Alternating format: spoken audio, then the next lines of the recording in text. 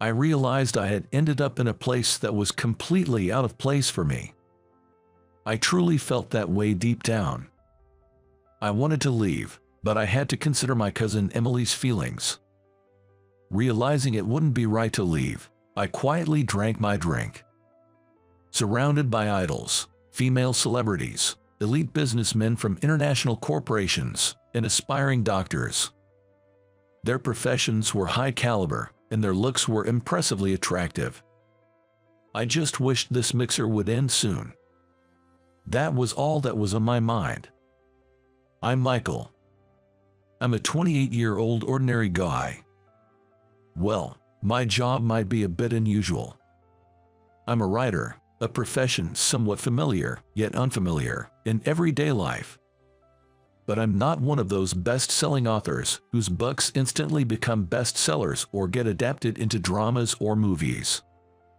Of course, I aspire to have many people read my works. It would truly make me happy if my stories caught someone's eye and moved their heart. I debuted as a writer 4 years ago.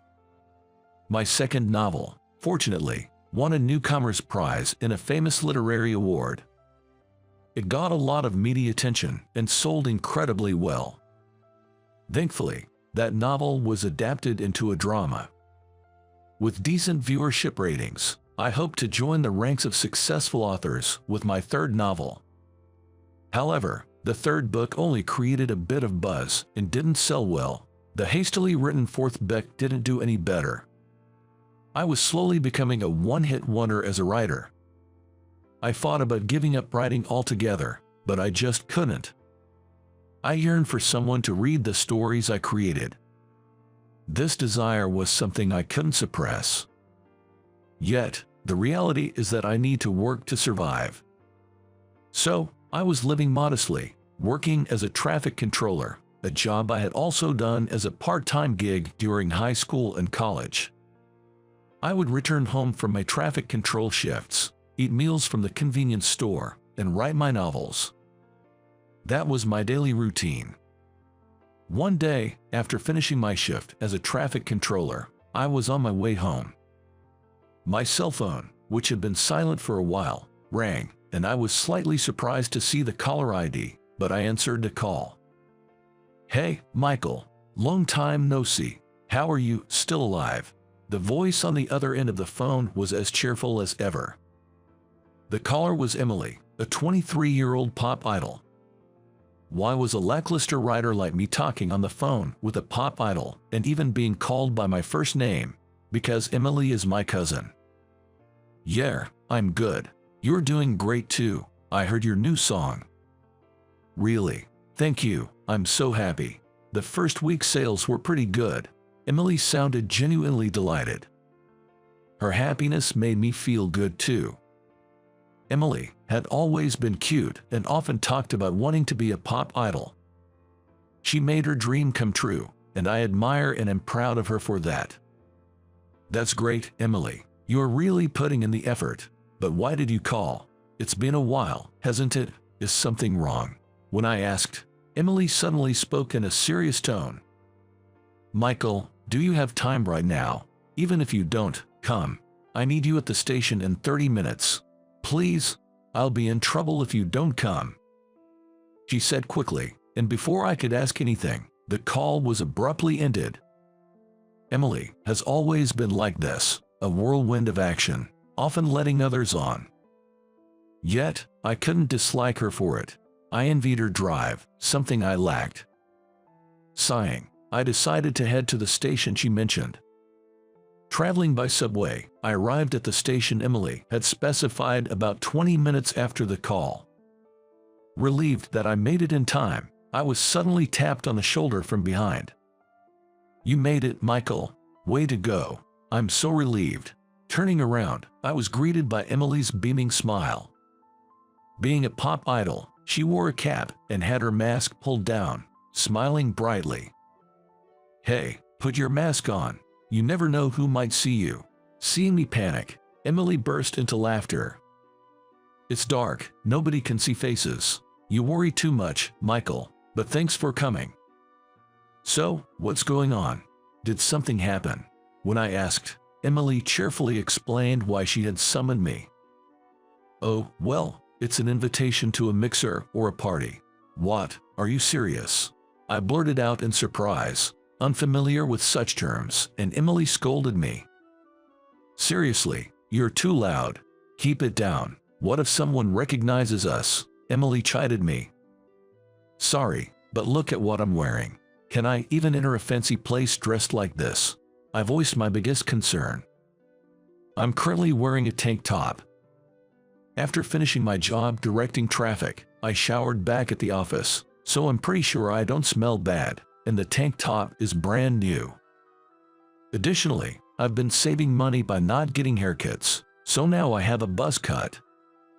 My footwear, sandals, are definitely not the type of attire suitable for a fancy restaurant. Unfazed by my worries, Emily flashed an okay sign with her fingers, smiling. "The place isn't that formal. Look at me, I'm just wearing a t-shirt and jeans." "Wait, just hold on."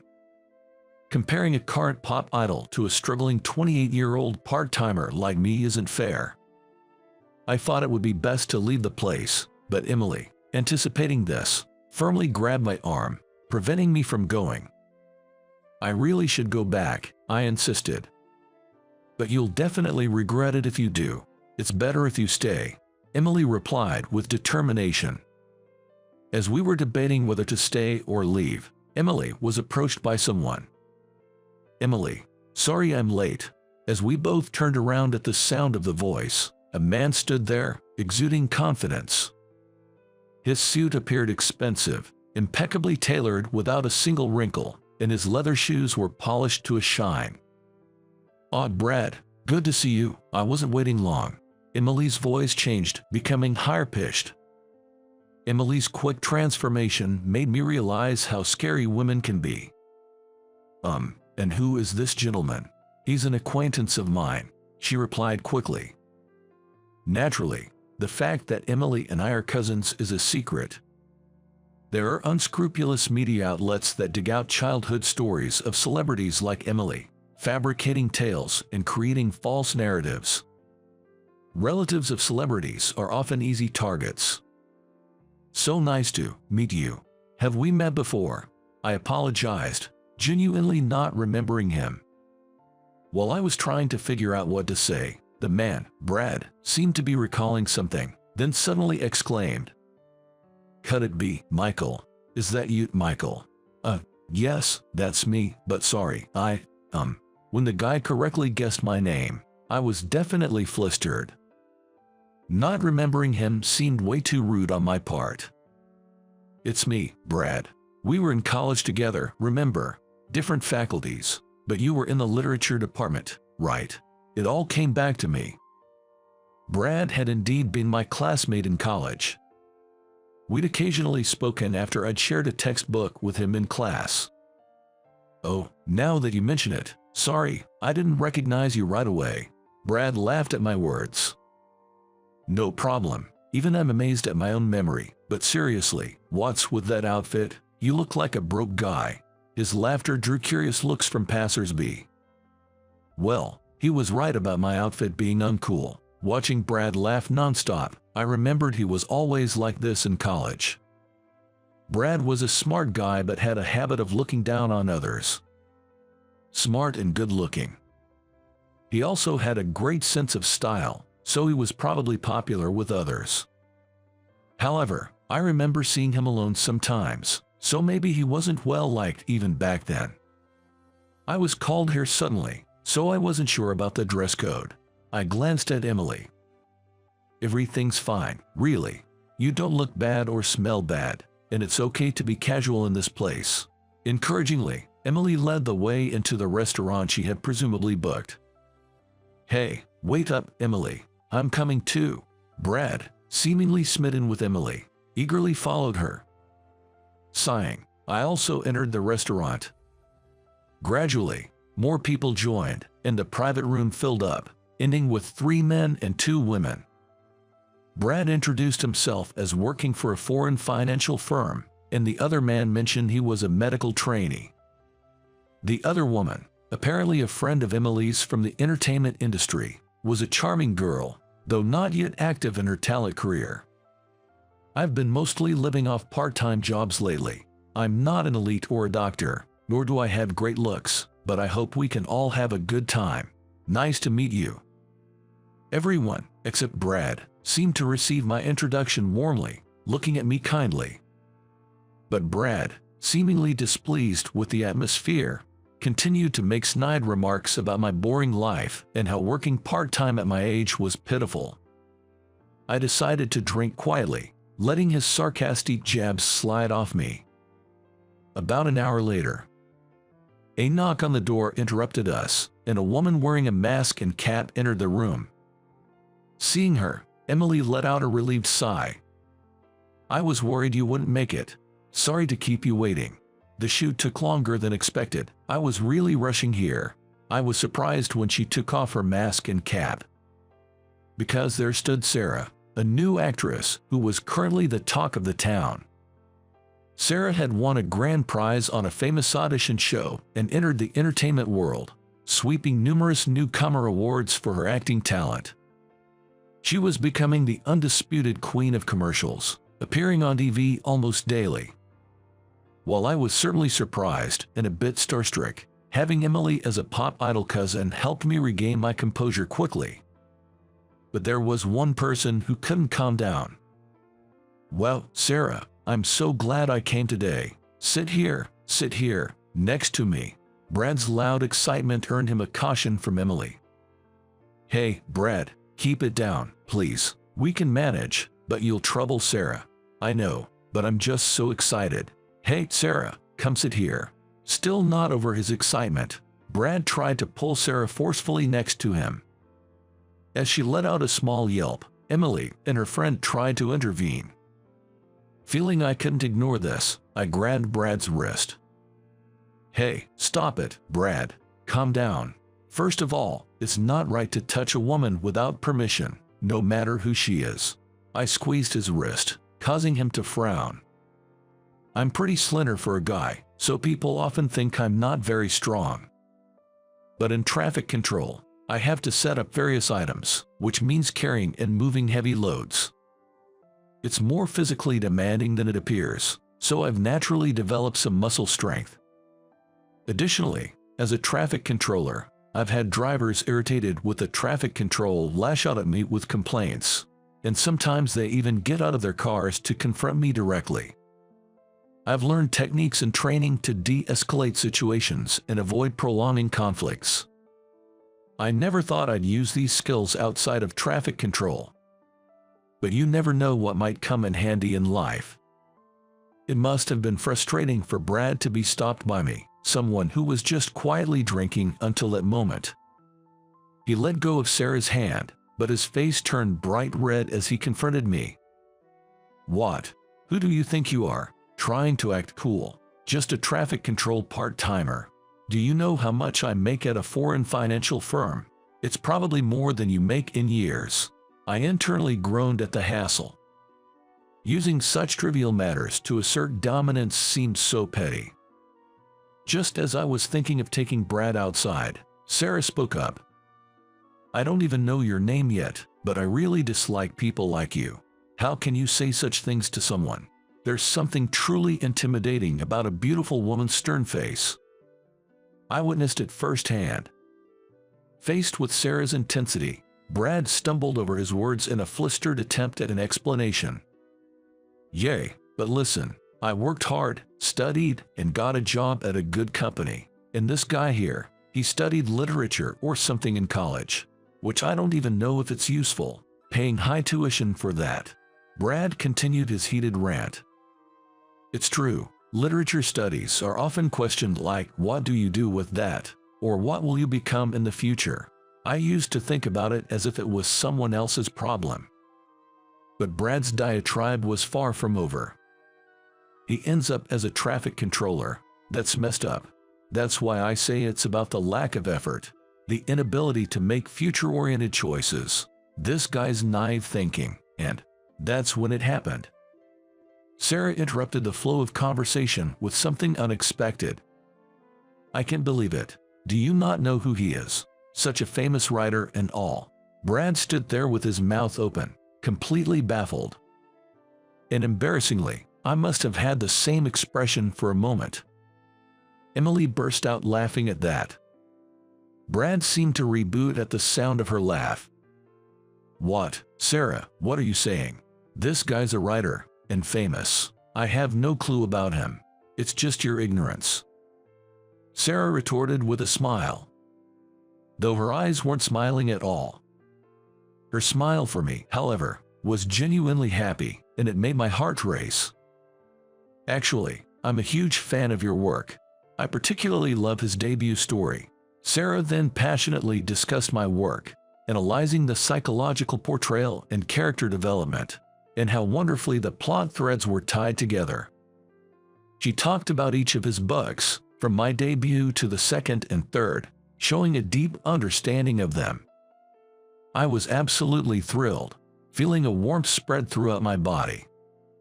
It was so gratifying to know that the stories I had written had resonated so deeply with someone. I shared with Sarah the backstory of how I felt while writing that particular scene, what my intentions were, and why I had the characters say certain lines, details I had only ever shared with my editor before. Sarah and I became so engrossed in discussing the novel that we completely lost track of time and place, carried away by our conversation. It was Emily who had to interrupt us. "Okay, you two, stop. Nobody else can follow along anymore." We both looked around, embarrassed, and laughed. Emily, knowing my profession, was laughing joyously, and the other members, who had received me warmly, were watching us with smiles. Suddenly, both Sarah and I felt embarrassed and shared a laugh as our eyes met. "Come on, what's the big deal about being a writer? You're not even selling well right now, right? So, it's not that impressive."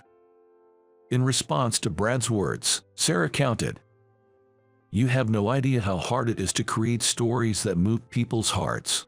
Such a lack of sensitivity, no matter how good your job is. I despise people who say such things." Brad, hoping for some support, turned to Emily, looking desperate. "What? Despise? You can't be serious, Emily. You don't think that, right? Compared to an unsuccessful writer like me working at an international finance company, I must be more impressive, right?" Brad, with a look of desperation on his face, sought agreement from the group.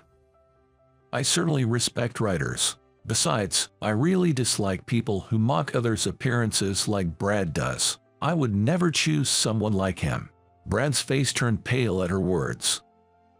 The other guests, including the aspiring doctor and the entertainer, nodded in agreement, realizing he had no allies or support in the room. Brad pulled out his wallet and slammed 2 $100 bills on the table. "I'll never come back to a place like this again," he exclaimed before storming out.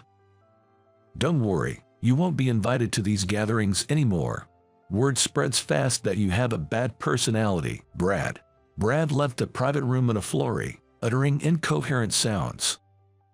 In his absence, a sense of relief filled the air, and we decided to enjoy our meal anew, now as a group of 5. The atmosphere had transformed completely, becoming cheerful and enjoyable. I sincerely felt glad that I came to this place today.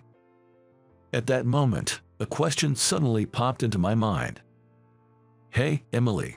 Was the reason you invited me here today because you wanted me to meet Sarah?" As I reminisced about the sudden invitation and how I was persuaded not to leave, I asked her this question. "Yes, that's right. I found out that Sarah is a huge fan of your novels. I thought it would be nice to introduce you to," Emily replied.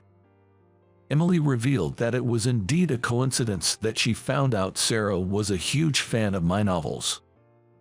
Apparently, Sarah once had a mishap in a TV station corridor, bumping into someone and spilling her bag's contents all over the place. Emily had rushed over to help pick up Sarah's scattered items and found my novel among them. The novel was obviously well read, and Emily handed it over and asked, "Do you like this book?" "Oh, you found it. Thank goodness, I was so worried." When Emily received the novel from Sarah, she held it to her chest with great care, as if it were precious. This made Emily think that Sarah might be a huge fan. Upon asking, it turned out that indeed, she was a big fan of mine.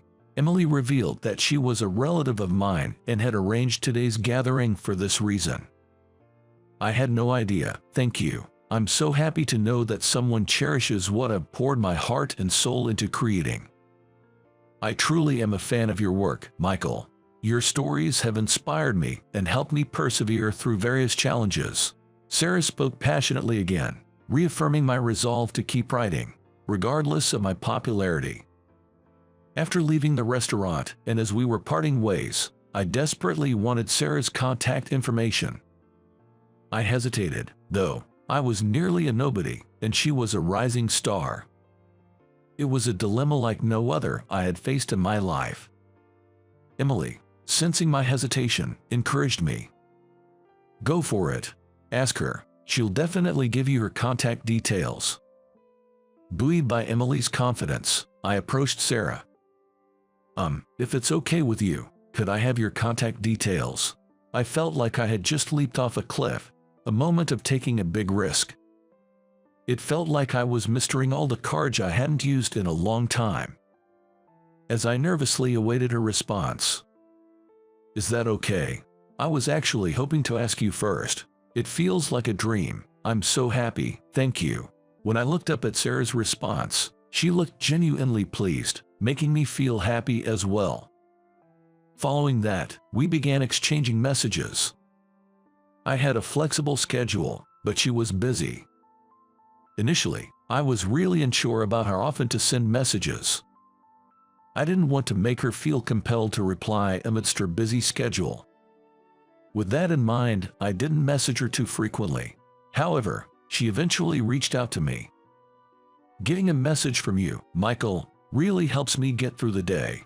I might not be able to reply immediately, but I'll definitely get back to you, she wrote.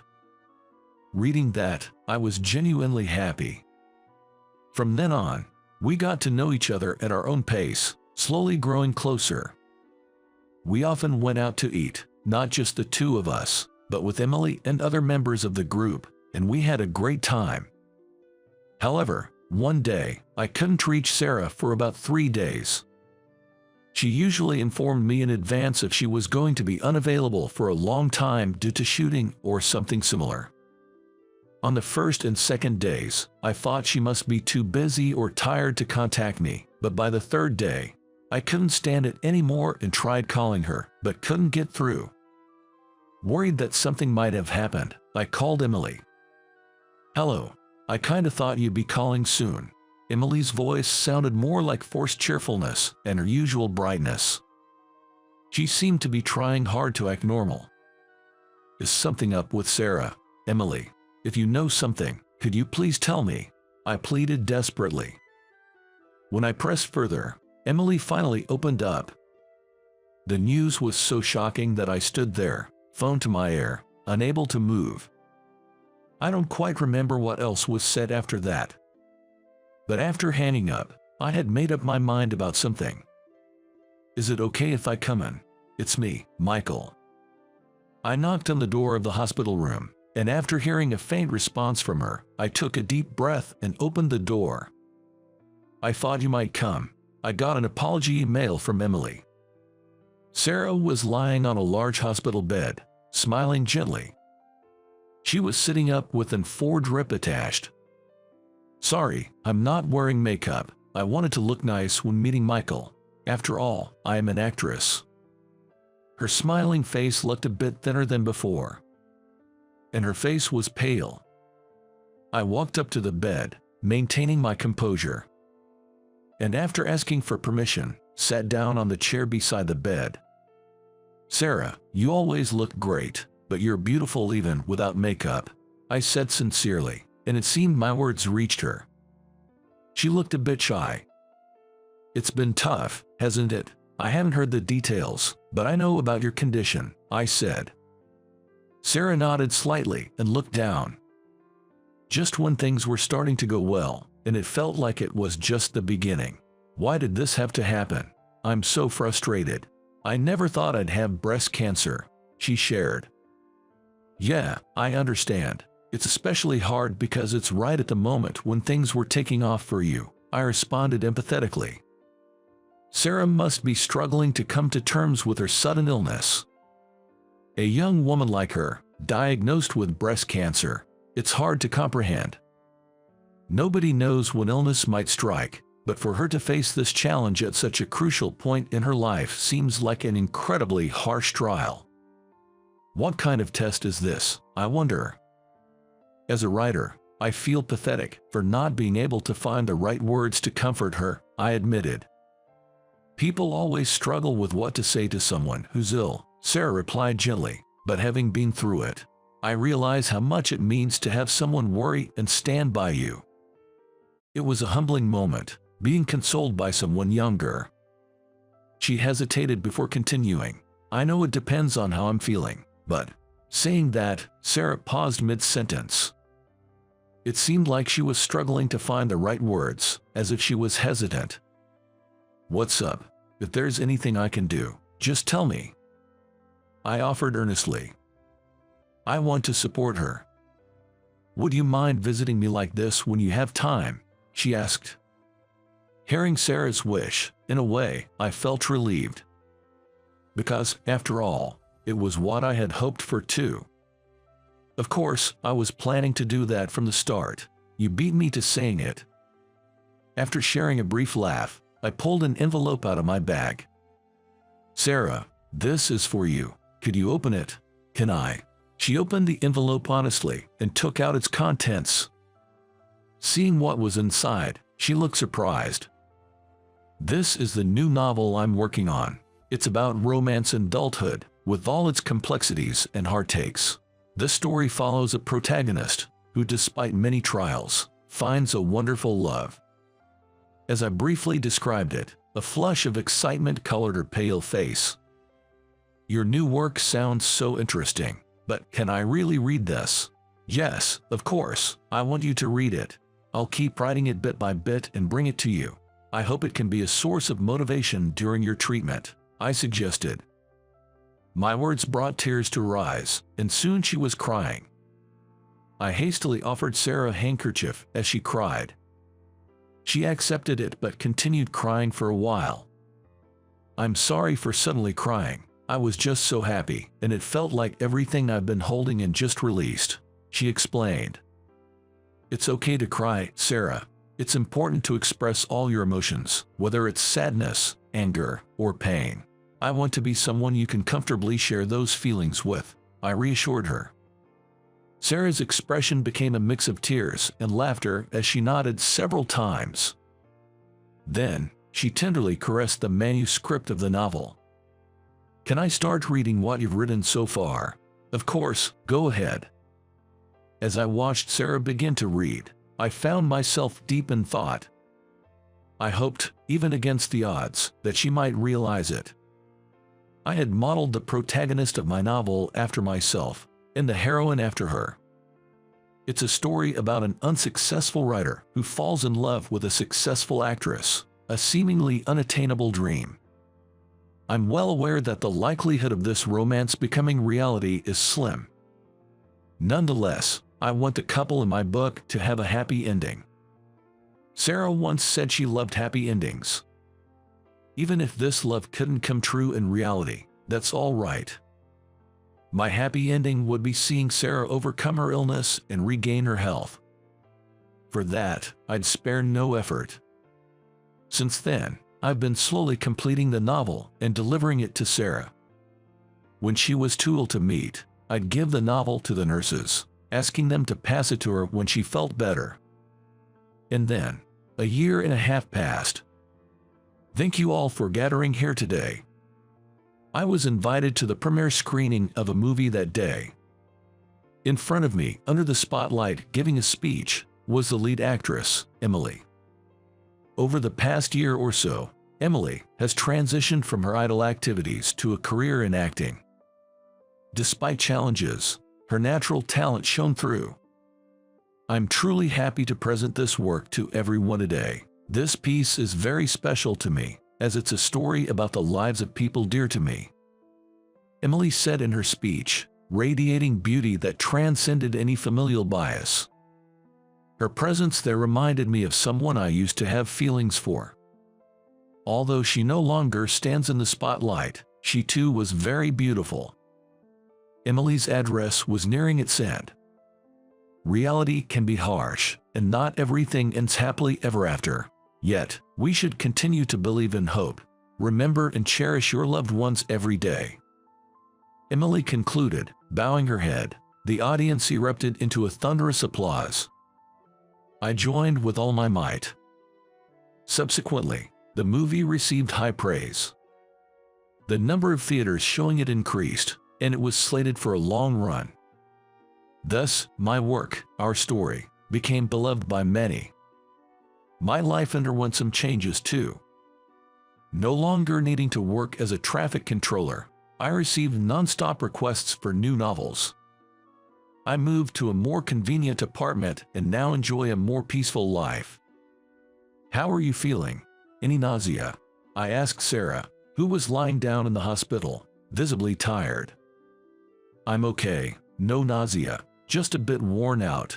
I'll wake up after some rest, she replied. Take your time to rest. I'll take care of dinner and everything, I assured her. There it is, Michael's overprotectiveness.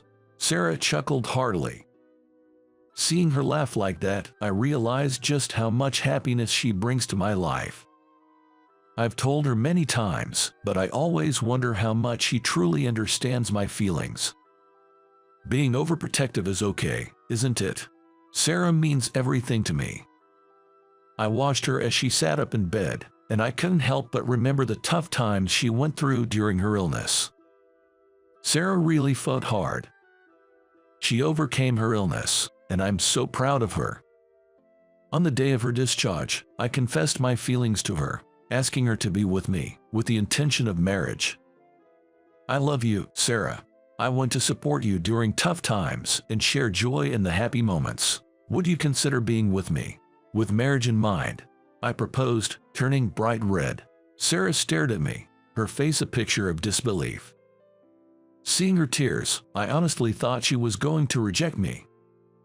The thought of a lackluster writer like me proposing to a rising star actress seemed audacious. Are you sure about me? I love you too, Michael, and I'm so happy you asked, but I'm worried. There's always a chance that the cancer could come back. We don't know what the future holds. Her honesty was met with my own fervent expression of feelings. I want you, Sarah. Even if we don't know what the future holds for your health, I'll always be there to support you.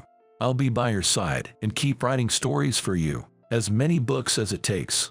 Before I knew it, tears were streaming down my face. I cried uncontrollably, unable to stop. I'll be your support, I confessed through my tears, and Sarah, crying too, nodded to my words. Even in her tearful laughter, she was as beautiful as ever, a sight I clearly remember being captivated by. Thank you, truly, thank you. I'm looking forward to our future together. I was in disbelief. Sarah accepting my proposal was nothing short of a miracle for me. We laughed together, embarking on a new chapter in our relationship. And then both Sarah and I made significant decisions.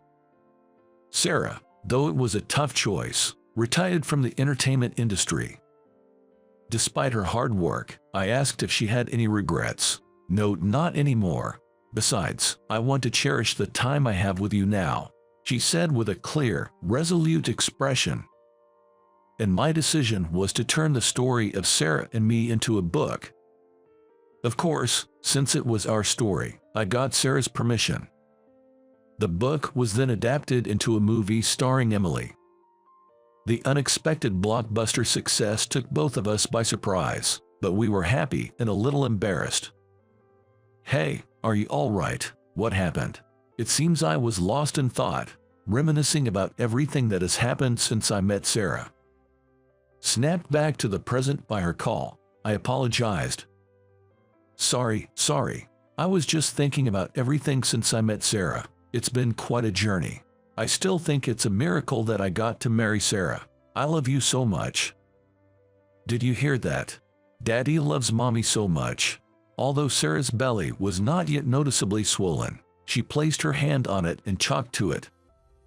I did the same. I haven't met you yet, but I already love you. Please come into this world healthy. I'll protect you and your mom, no matter what.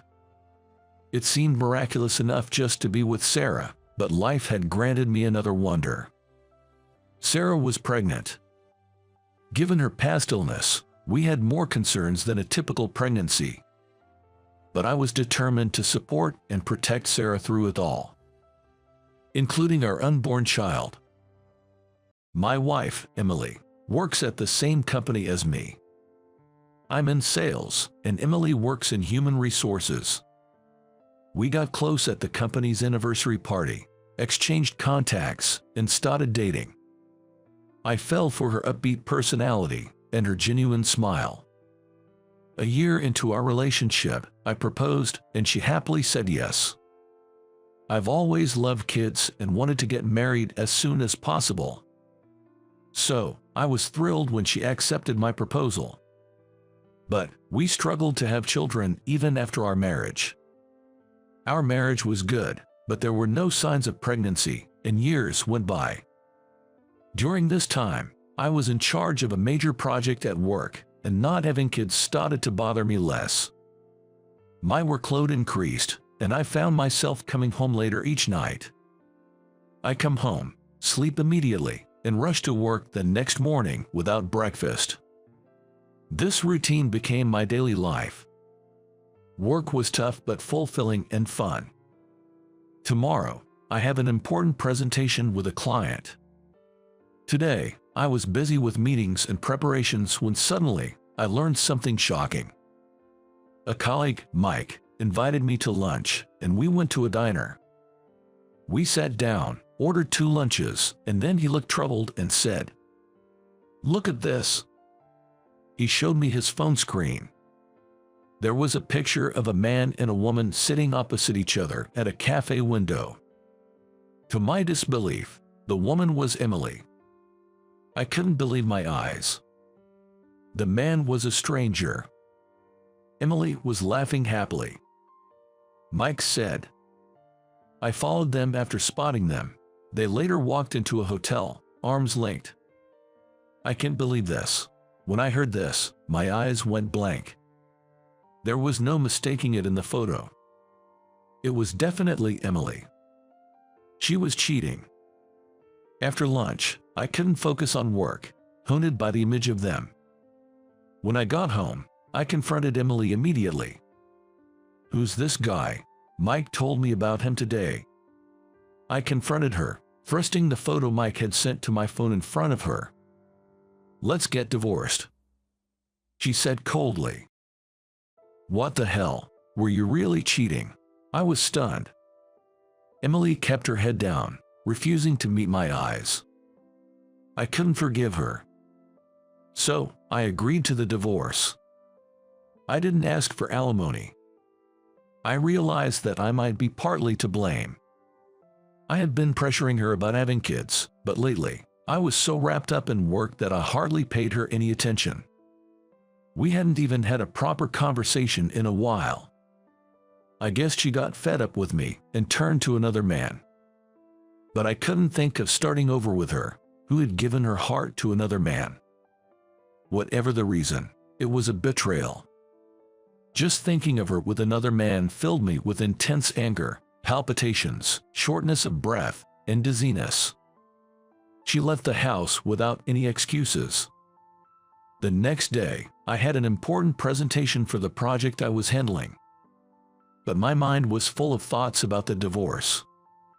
And I hadn't slept well the night before. As a result, my presentation was a disaster, and I failed miserably, getting dropped from the client selection. "What happened with your presentation today? It was terrible." "I'm sorry," and was removed from my role as project leader. After that, I couldn't focus on work. My mind was foggy. I even became unable to get out of bed in the morning and stopped going to work. I felt heavy, unable to do anything. I was overwhelmed with sadness and pain. I didn't care about anything anymore. Every day was a struggle. I went to see a doctor. The doctor recommended home rest, and I had to take a leave of absence from work. I tried various medications, but nothing worked, and I spent my days feeling unmotivated. After 6 months, I still couldn't bring myself to return to work, so I resigned and went back to my parents' home in the countryside, where they do farming.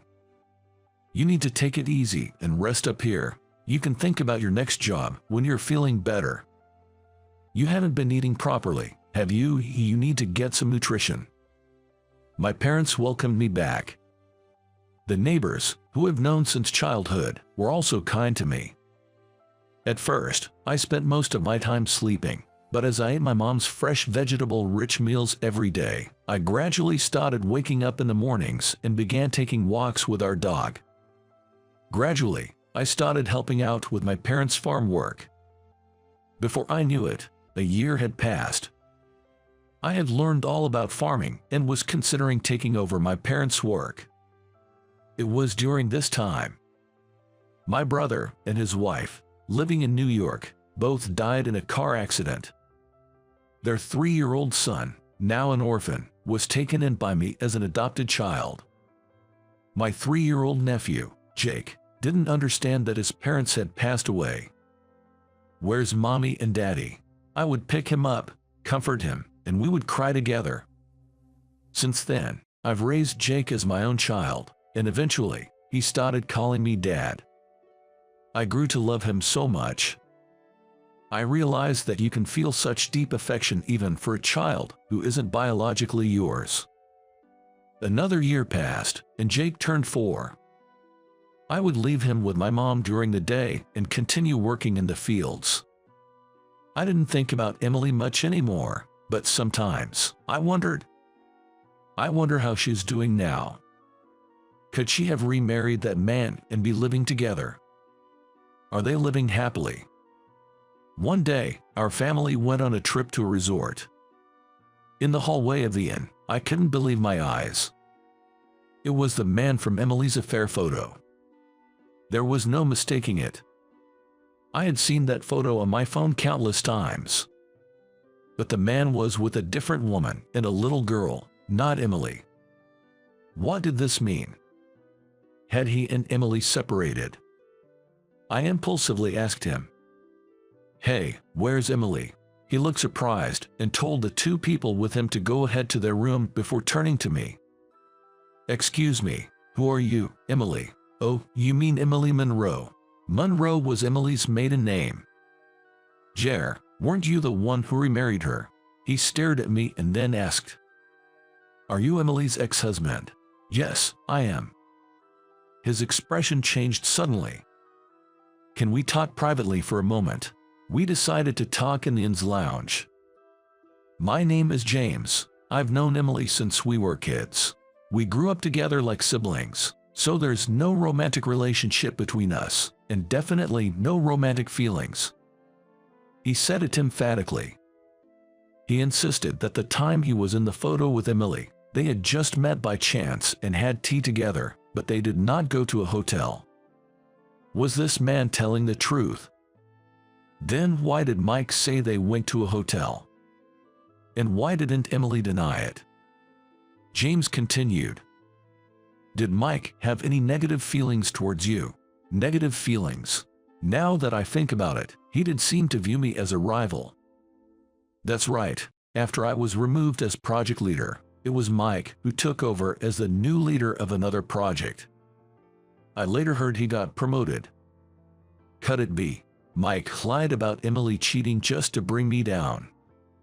That was shocking. I had thought of him as a colleague worthy of respect. Then, James added more. "Emily, she can't have children. She was struggling because she couldn't have children with you, and when she went for tests at the hospital, that was the diagnosis, but you wanted children. So, she thought it would be better for you to divorce her and remarry someone else who could make you happy. That day we met after a long time, she was talking about that. So, that's why, even when accused of cheating, she didn't make any excuses and instead initiated the divorce." "So that was it. What have I done?" I had misunderstood her cheating and unfairly blamed her. Indeed, I had always wanted children. But even if we couldn't have children, my love for Emily didn't change. I wanted her by my side. What's going on? If only we had talked it out properly at that time. If we had, things wouldn't have turned out this way. Emily was consulting me about it afterward. She was thinking about divorcing for your happiness, but even several years after the divorce, she can't move on and is still closed off. James continued. Is she still single then? James nodded in response. He then gave me her contact information. She was living at her parents' house now. Unable to stay still after parting with James, I immediately called Emily. But it didn't connect. Maybe she had blocked my number. I called her home. Then a familiar voice answered the phone. Hello, this is the Monroes. Hi, this is David. Is Emily there? It's me, Emily. David. We exchanged words for the first time in years. Emily, I heard everything from James. I just happened to see him on a trip and talked to him. I'm truly sorry. I was wrong to suspect you of cheating. I didn't realize you were struggling. I am the worst. I want to apologize. My voice trembled. Tears didn't stop. From the other end, I heard Emily sobbing. I also regret not discussing it with you and acting selfishly. I've been regretting not talking it out with you all this time. She said in a nearly fading voice. Can we try again, Emily? I hesitantly asked.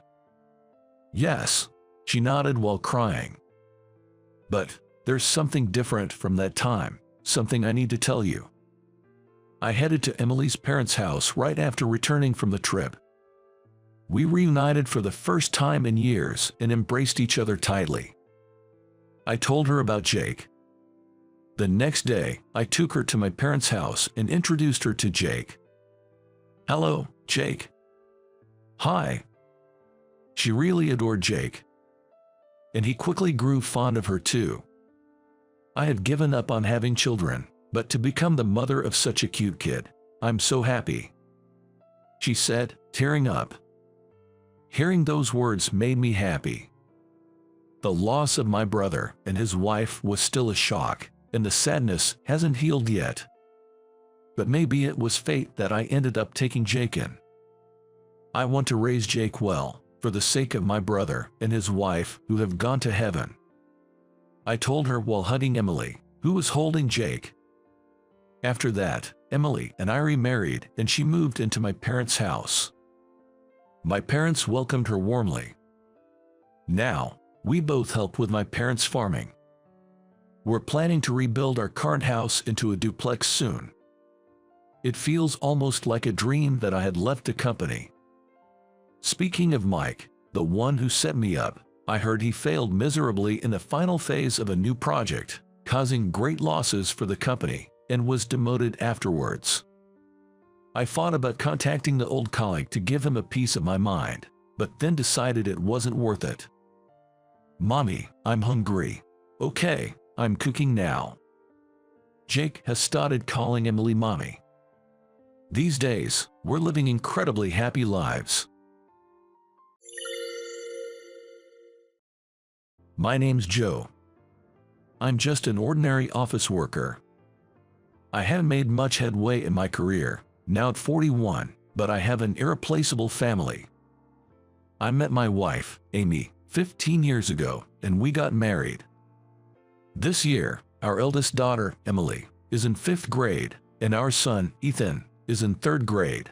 I've been living a happy life, blessed with children. But suddenly, I was thrown into the abyss. It all started with a call from my manager, Keith. Joe, I need you to go out of state for a bit to acquire some new clients. Can you handle it? He asked me to go on a business trip for about 2 weeks. Sure, no problem. Sorry to always ask you, especially with kids at home. Thanks, I appreciate it. After getting home, I told Amy about the business trip. Then, turning to my kids, I nervously asked, "So, I'll bring back some souvenirs. What would you like?" Ethan looked up at me, slightly puzzled. It felt awkward. When was the last time I really talked with my kids? Emily, what about you? Anything you want? I asked her, but she just replied, whatever, without even looking at me, her eyes fixed on the television. Lately, she's been a bit rebellious, and I can't help but sigh. So, you're back in 2 weeks, right? Yeah. Amy strangely insisted on knowing the exact dates of my business trip. At that time, I just thought it was typical housewife stuff and didn't think much of it. But a week later, I would know the reason behind her behavior.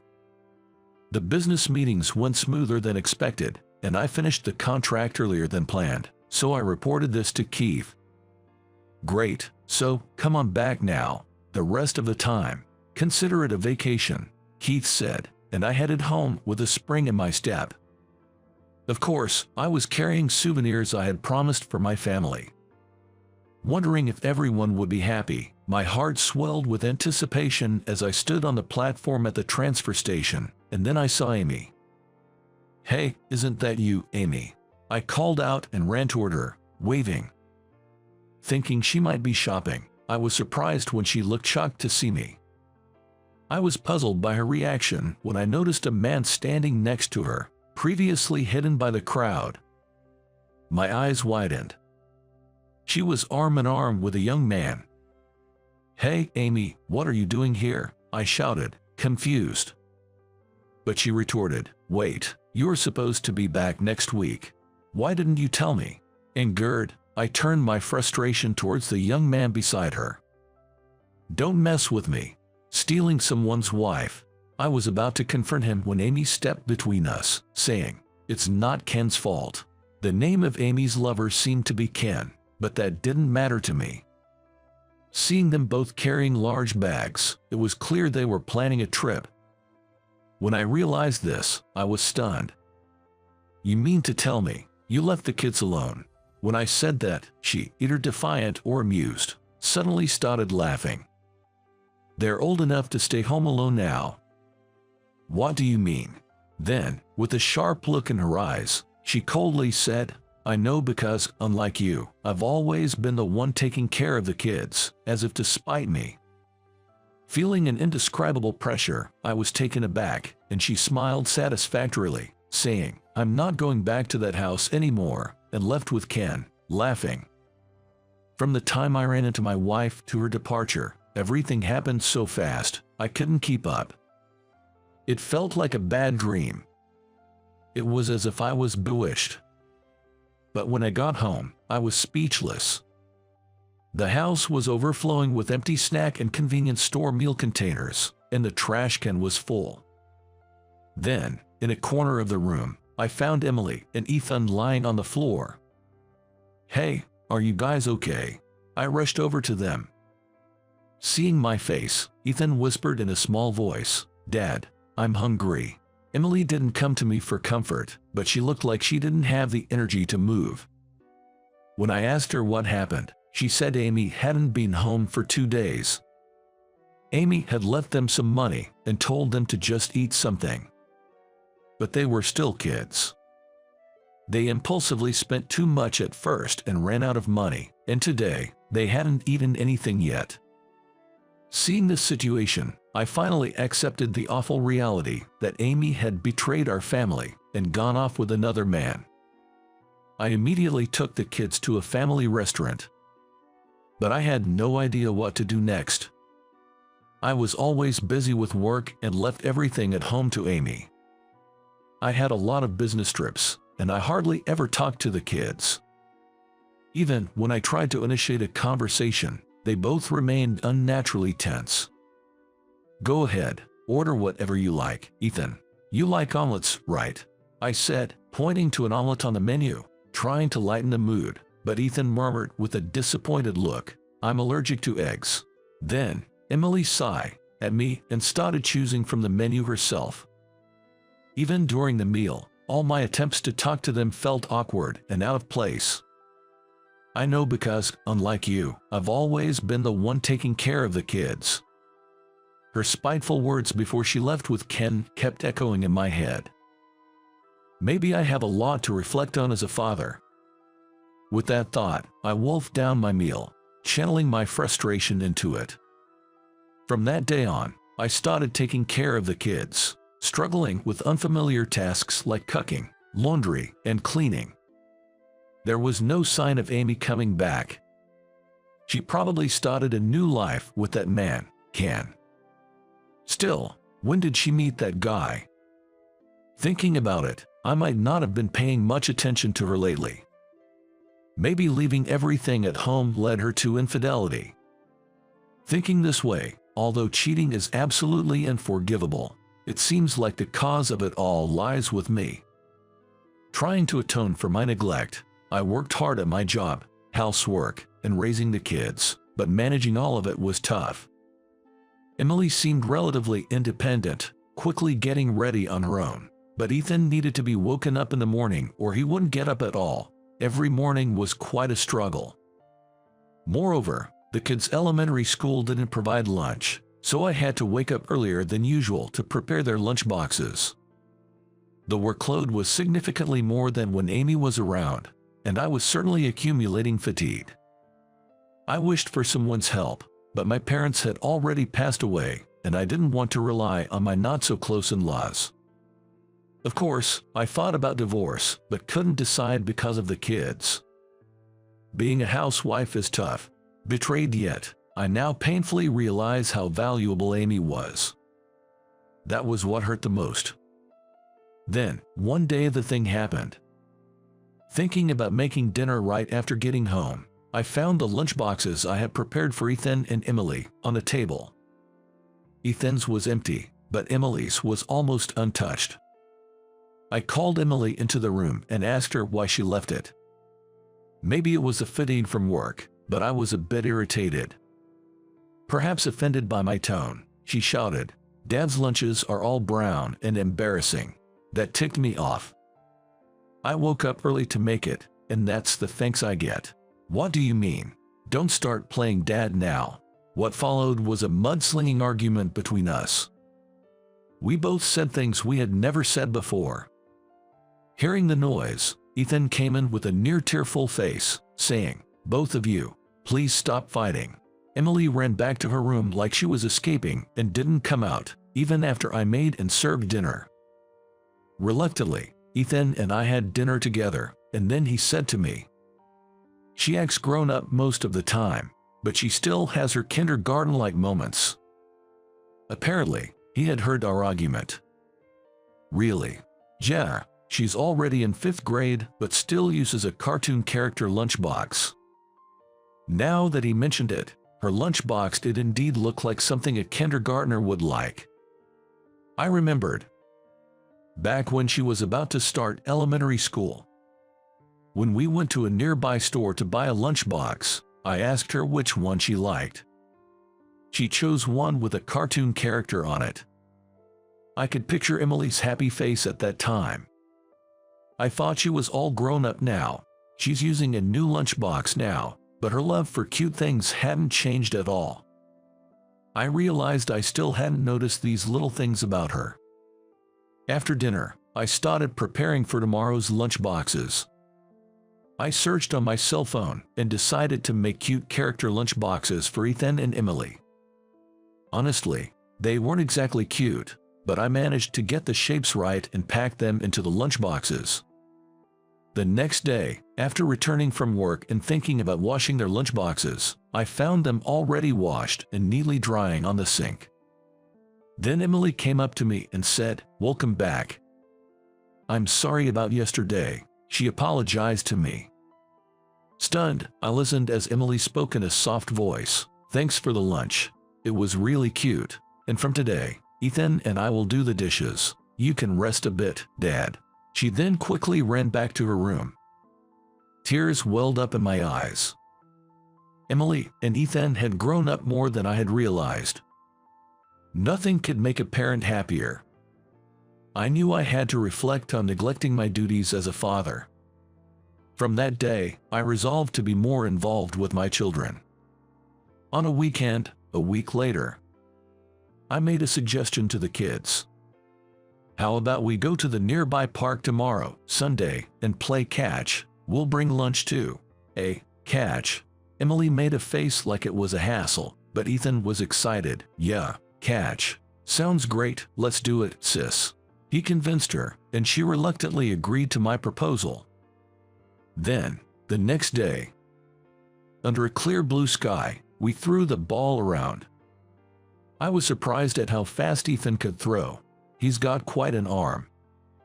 He's going to be in 4th grade next year, and I'm thinking of getting him into some kind of club soon. Emily, on the other hand, seemed to struggle a bit with sports. Most of her throws were bouncing to me. But even if she's not good at sports, there must be many other areas where she can shine. Playing catch made me feel like we truly connected. I spread a sheet on the ground and opened the lunchboxes. Wow, amazing. Ethan's eyes sparkled as he looked at the meatballs and omelet. Pretty cool, huh? Emily helped me with this part, right, Emily? When I said that, she showed a slightly embarrassed expression. Ethan, eating the omelet Emily made, exclaimed, wow, delicious. I didn't miss her shy smile at his reaction. I'm so happy, I muttered quietly, so the kids wouldn't hear. Ever since Amy left, I've rediscovered the warmth of being a family.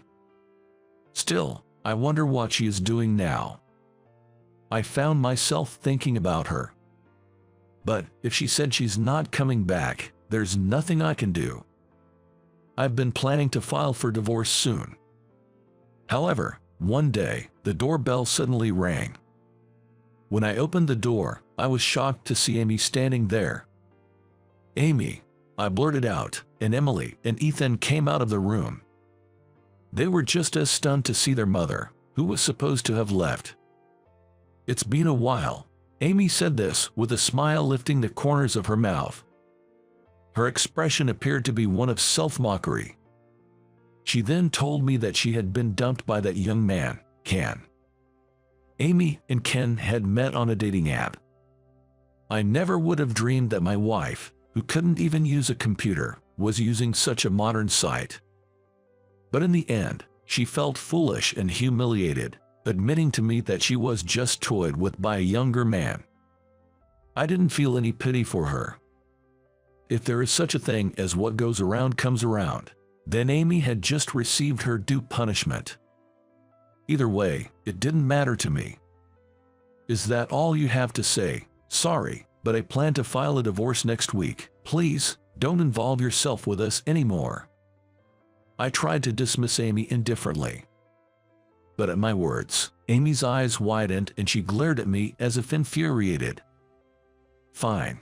It's not like I want to get back with you now, but listen. Then Amy made a shocking statement. She yelled at me, demanding, I will take care of the kids. Naturally, I refused, telling her not to joke around, but that's when her anger reached its peak. You've always been focused on your work, neglecting us. It's all because you never acted like a father. You never helped with housework or parenting. How can you raise the kids? If we're divorcing, I'll take the kids and you pay child support. Amy ranted at me. I thought it was an incredibly selfish defense, but I couldn't deny that I hadn't taken care of the kids before, leaving me speechless. I don't want to be separated from my children. But above all, I want to prioritize Ethan and Emily's happiness. Would it be better for them to be with their mother? As I remained silent, Amy seemed pleased, twisting her lips into a smile. Kids need their mother after all. Come on, let's live together again. She called out to them in a gentle voice. But then, something unexpected happened. I hate Mom. I want to be with Dad. Ethan suddenly burst into tears. Amy was visibly confused by this response she hadn't anticipated. Why, let's live with Mom again, Amy said with a trembling voice, but then Emily declared, I never want to live with Mom again, in clear words. Then Emily revealed something shocking. Mom, I won't let you forget. You always left us at home, brought your lover home while Dad was away, and even tried to make Ethan call him Dad. Tears were overflowing in Emily's eyes. They were tears that seemed painful to speak through. I was shocked and immediately confronted Amy. "You did that in front of the kids." "It's not, that was." Amy tried to make excuses, but I could never forgive her. However, my anger was alleviated by the children inside the house. "Mom, just leave. I want to play catch with Dad again," Ethan shouted, and then Emily, with a trembling voice, added, "We'll live as a family of 3. Mom, please leave by yourself," as tears kept dripping down her cheeks. Amy stood there in a daze, looking deeply hurt by the children's words. Eventually, with a look of dejection, she dropped her shoulders and left without saying anything. I immediately rushed to the kids. They continued to cry. Their tears might also have been from the guilt of driving their own mother away. I hugged them and resolved once again to raise the kids by myself. Months later, on Father's Day, I received a portrait from the kids for the first time. The picture had "Thank you for always" written on it. Ethan's drawing was adorable, but I was amazed at how good Emily's was. For a moment, I thought it had been drawn by a professional cartoonist. I want to do drawing as a job in the future. I'm still not good at it yet, though, Emily said. She shared her precious dream with me. I told her, "You can definitely make it," and supported her dream. I plan to treasure this picture I received from Ethan and Emily for a lifetime. And I want to continue watching over their growth, right by their side. Oh, Jake, good timing. Do you have a moment? On the last day of the new employee training, I was stopped by Kevin from the HR department. "Sure, let's head to the break room." Kevin's story was this. There's a promising new female employee among this year's recruits. He advised me to make sure she doesn't quit. This year, take good care of her. The sales promotion department loses new recruits within months every year. Indeed, Kevin was right. I knew the reason why. It was because of the unreasonable demands and harassment by our manager, Bruce, which quickly demotivated the new recruits, leading them to resign. Something had to be done. If this continued, we wouldn't be able to nurture our juniors. I need to take good care of them, I thought to myself. A few days later, just as Kevin said, a new recruit named Emily was assigned to the sales promotion department. "I've been assigned here as of today. I'm Emily. Nice to meet you." As she introduced herself, Bruce was sizing her up, which worried me. I decided to take the initiative. "Bruce, may I be responsible for Emily's training?" Bruce seemed a bit surprised, but then said with a smirk, "All right, Jake, I'll leave her training to you." "Emily, sorry to ask so soon, but could you come with me?" The first place I took her was to the sweets division of the product development department. The chief, Sarah, greeted us. "Jake, as enthusiastic as ever, I see. And who's this?" "Oh, she's Emily, a new recruit this year. We'll probably be needing your help a lot," I introduced her. "I've been assigned to the sales promotion department. My name is Emily. Pleased to meet you." She bowed politely. Jess, her greeting was spot on. We were shown the new products the sweets division had released over the past year. As sales promotion folks, we have to answer any questions perfectly when we present new products to clients. Emily looked intrigued. "Does that lead to contracts?" "Well, yes." "Have you looked over the materials?" "Yes." Her energetic response prompted me to ask her a few questions.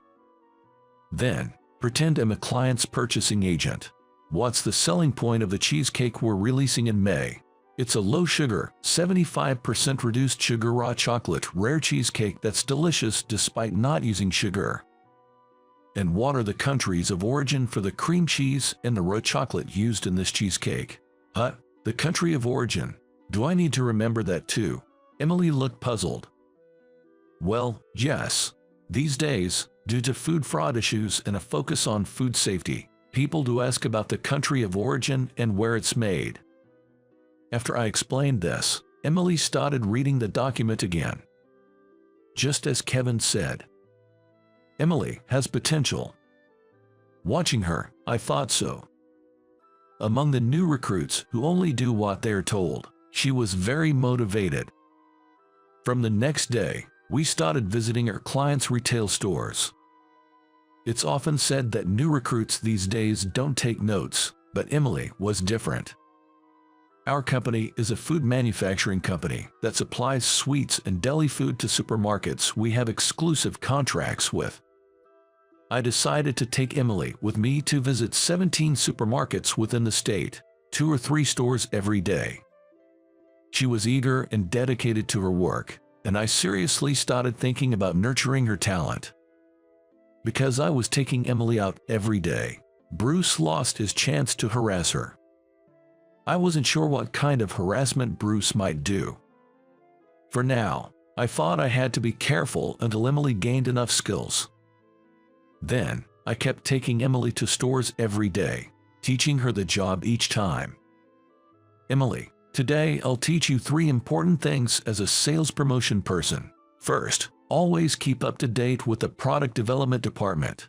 Second, always know the best-selling items in each store you're responsible for. Third, don't try to solve problems alone when something happens. I thought Emily already understood the importance of reporting, communicating, and consulting, which is like the lifeblood of our company organization. Then, one day, a call came from a client. "Hey, Jake, about that order error from your side. How are you going to handle it?" "What? An order error?" I hadn't heard anything about that. I was momentarily stunned on the phone. "Hey, Jake, are you listening?" "Yes, sorry about that. I'll check and get back to you right away." After ending the call, I immediately called for Emily. "I just got a call from the store manager.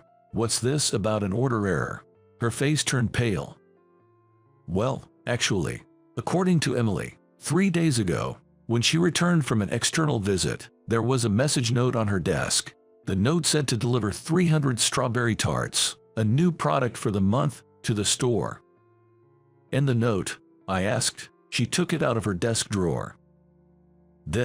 Since there's no name of who took the call, it's hard to know who wrote it, right? "Yes. What do you think you should have done in that case? Should I have checked who wrote it?" She answered in a low voice.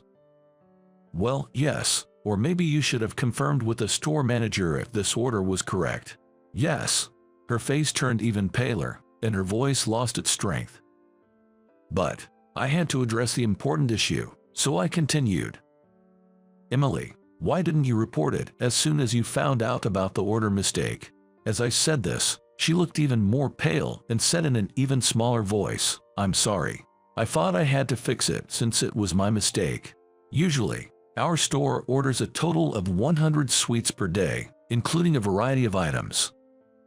It should have been clear that an order for 300 of one kind wasn't realistic." I had Emily confirm the real order quantity with the store manager. After she finished the call, she looked almost in tears. "I'm sorry, it's supposed to be 30 pieces. I thought so, a digit off."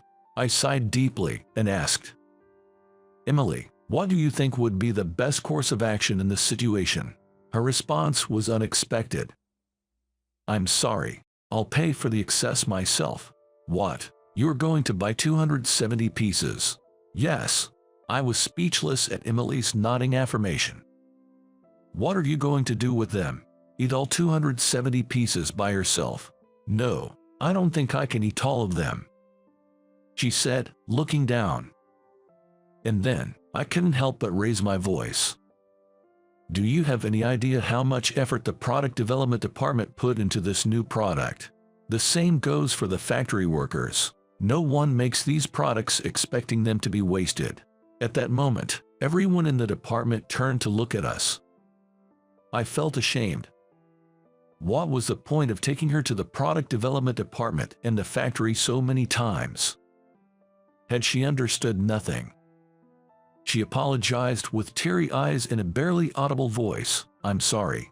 I told her, "It's okay, go back to your desk," and started calling our other client stores one by one. Some stores said, "If you can deliver today, we'll take some." So Emily and I split the task and delivered the 270 pieces we had collected. When all the deliveries were done and we returned to the office, Bruce was waiting. "Jake, you've been mentoring Emily for the past month. How do you plan to take responsibility for this?" He smirked unpleasantly. "Also, I heard you yelled at Emily in front of everyone. That's clearly an abuse of authority." Emily tried to say something, but I stopped her with my left hand. "Yes, you're right, I'm sorry." I bowed to Bruce. "Look at that." Emily's still looking pale and shaking. "Jake, you need to take responsibility for this. Be prepared for that." In a meeting that day, Bruce, who had always disliked me, apparently added a lot to his report and relayed it to the higher-ups.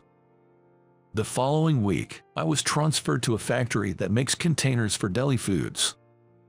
I never thought I would be demoted. For the next few days, I passed on all the knowledge and know-how I had to Emily. Even on the day before my transfer, she still looked gloomy.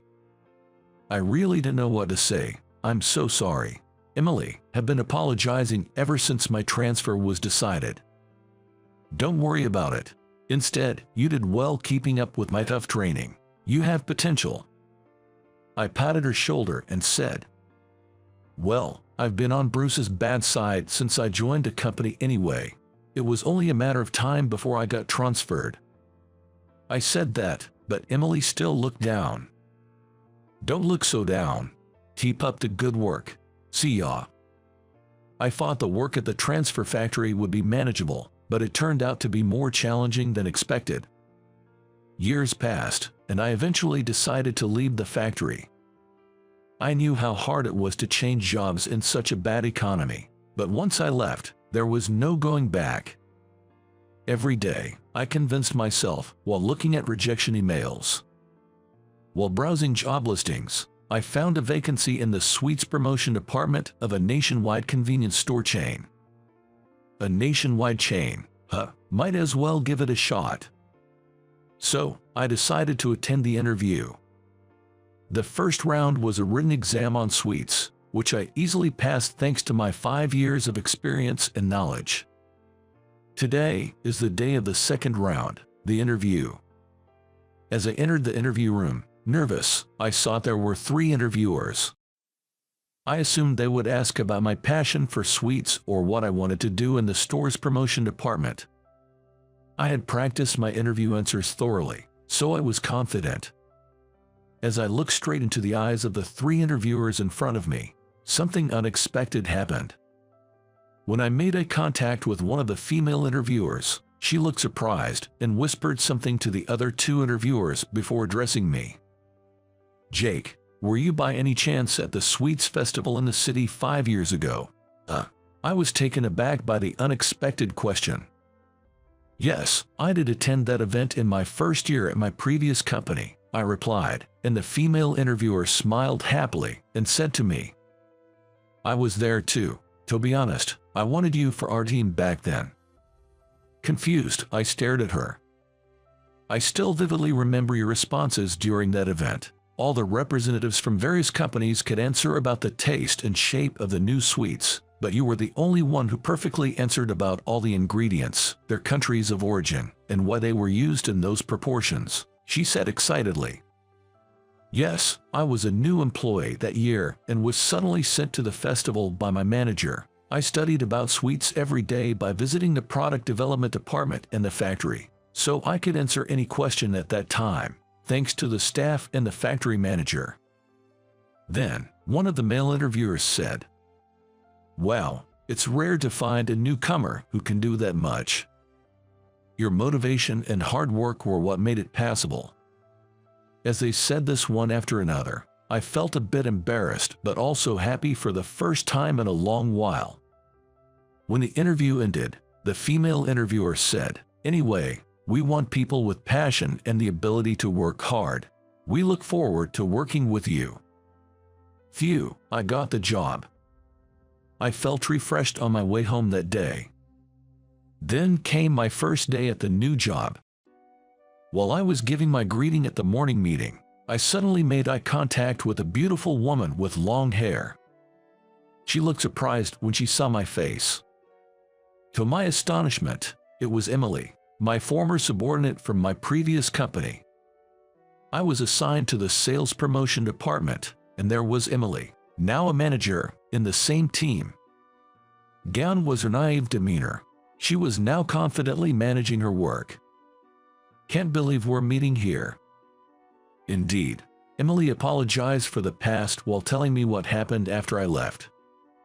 She started working independently, and apparently, Bruce began harassing her. Emily couldn't bear it anymore and left the company.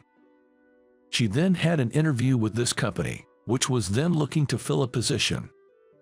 Thanks to the training I received from you, Jake, I could easily answer all the interview questions. I even received compliments during the interview for being able to answer so thoroughly. Now, I'm even in charge of training new employees. I've always been grateful to you for everything. Looking forward to working with you again. She smiled happily and bowed deeply. And so, we began working together again, this time in different roles. Rumor has it that Bruce later left the company due to allegations of abuse of authority and sexual harassment. Maybe now people at that company can grow a bit better. Now about the proposal for the new product introduction. Yes, let's hear it. We're now busy every day preparing for a sweets festival event happening in 6 months. Looking at Emily, who was passionately instructing the new employees to learn about the products in detail, I felt motivated to do my best too. Both of you incompetents need to vanish from the headquarters immediately.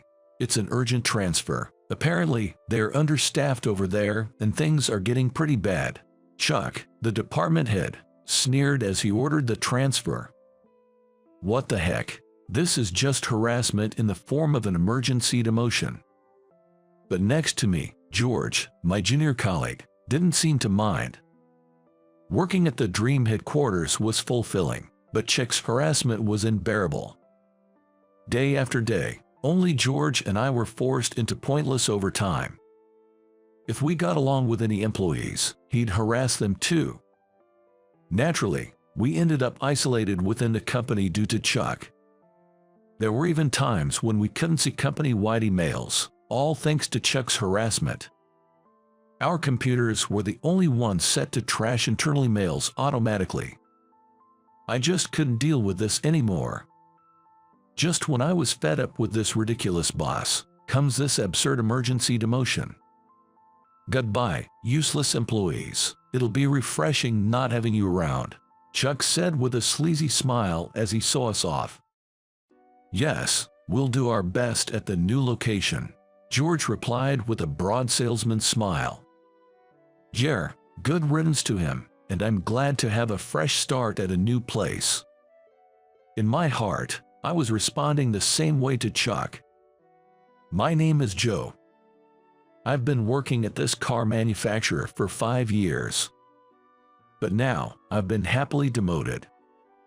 The reason was that I stood up for George, who was desperately enduring Chick's bullying. The moment I defended him, I too was branded as an incompetent employee and suffered Chick's harassment alongside George. But this demotion means a goodbye to Chuck, which feels refreshing. George and I were assigned to manage a small dealership in a remote town, but this place is dirtier than I expected. This area's been declining, and we hardly get any customers. That's what Dan, a longtime salesperson here, said. The previous manager apparently neglected the store's maintenance and was terrible at customer service. That was apparently because the previous manager lost motivation due to the lack of customers. Got it, so let's start with cleaning up the place. George, you start with the windows. Yes, boss. Are we starting right now? Notice something, act immediately. This is the secret to winning over customers.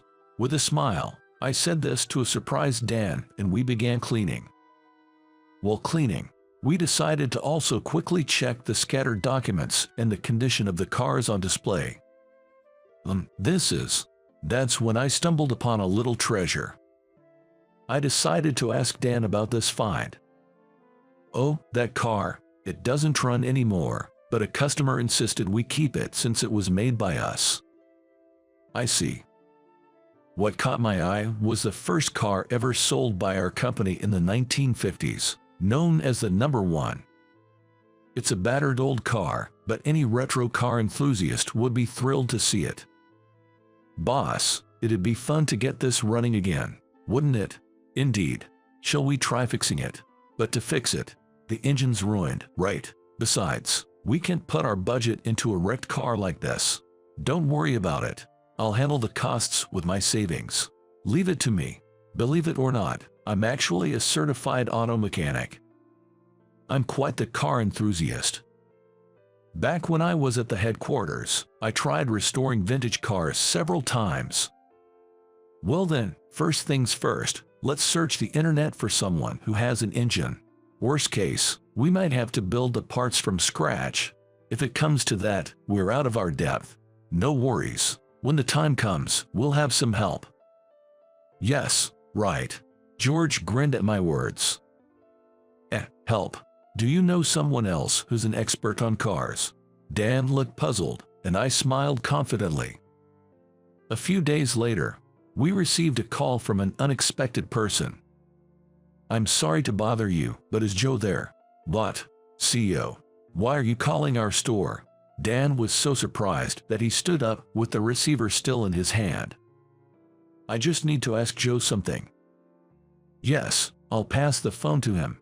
Dan quickly handed me the phone. I cheerfully accepted the call. Hello, Joe speaking. I never expected a call from you, Keith. I was surprised by that internet post. To think you're restoring our company's first car, but to find that its parts, even if just the exterior, still existed.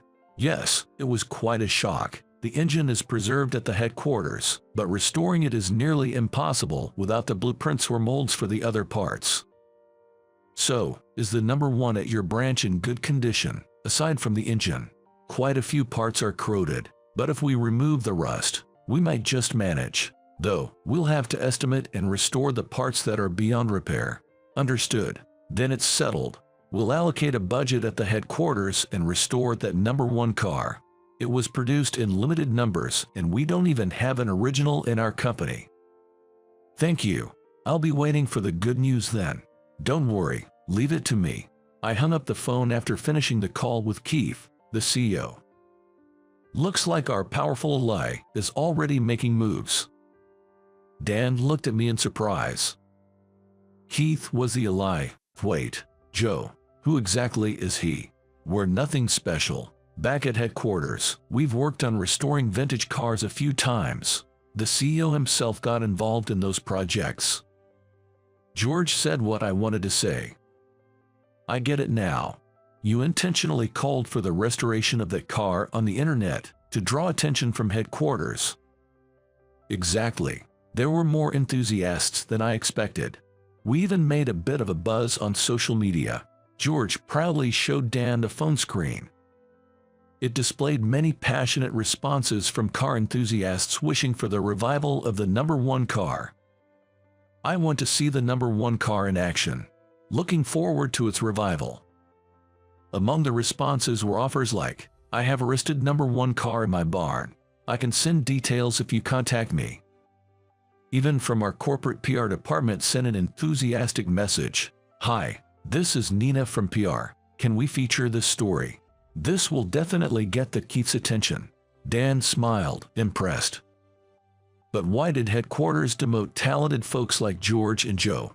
It's a loss for our company to transfer people who can contribute so much. Well, there was someone at headquarters who held a grudge against Joe. We actually welcomed the demotion to get away from that guy. Really? Dan looked puzzled by our words. But Dan, can you contact the original owner of this number 1 car? We need to check with them before we start fixing it. Understood. I'll look into it. Also, if you have a list of customers, I'd like to review it. If things go well, we'll want to showcase this to them. Sure thing. Saying that, Dan brought over a thick bundle of documents. Seeing it, I was truly astonished. Isn't the customer information digitized? Or is this just a backup in case something happens? I'm sorry. This is our customer information. I'm not good with computers. That's a problem. My apologies. Then, let's hire an office assistant who's good with computers. Work with them to digitize these documents, and let's make it a rule to clean the office for 30 minutes every day. It won't happen overnight, but we'll get there bit by bit. Got it. I'll contact the job center right away about hiring an office assistant. Thus, we started working on digitizing information and cleaning the store, alongside the restoration of the #1 car. A few days later, we welcomed a new team member. I'm Mia. Pleased to meet you. The office assistant we hired was a recent college graduate. She's quite a beauty. Affected by the recession, it seems she's had trouble finding a job. Now, she's returned to her hometown and is doing part-time work and helping out at home. It really gets you down. Even after graduating from college, finding a job is so tough these days. While voicing her complaints, she and Dan were busy entering customer information into the computer. You type really fast, Dan commented. She laughed and replied, well, you can try a thesis in college without being able to use a computer.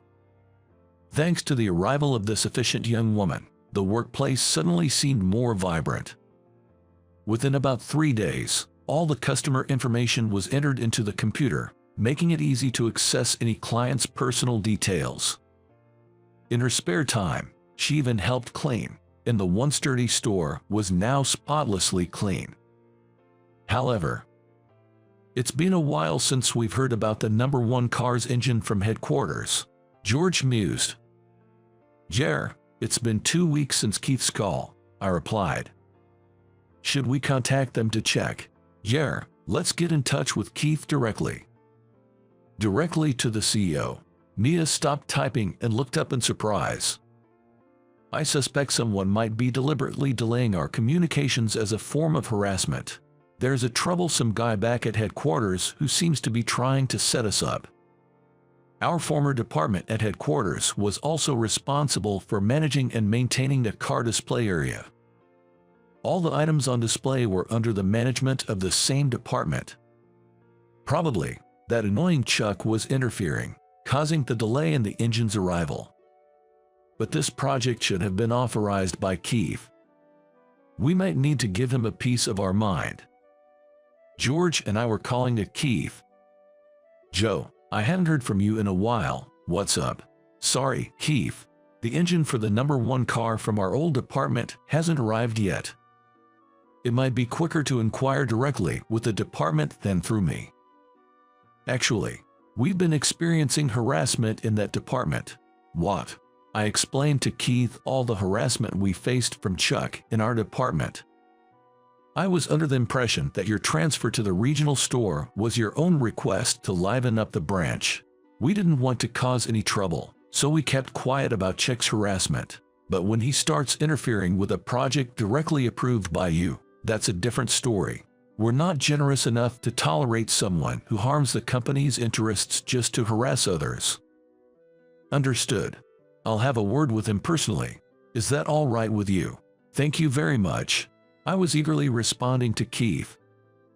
The fallout was as expected. Joe, what did you tell Keith? Why do I have to be demoted now? Chuck called in a rage.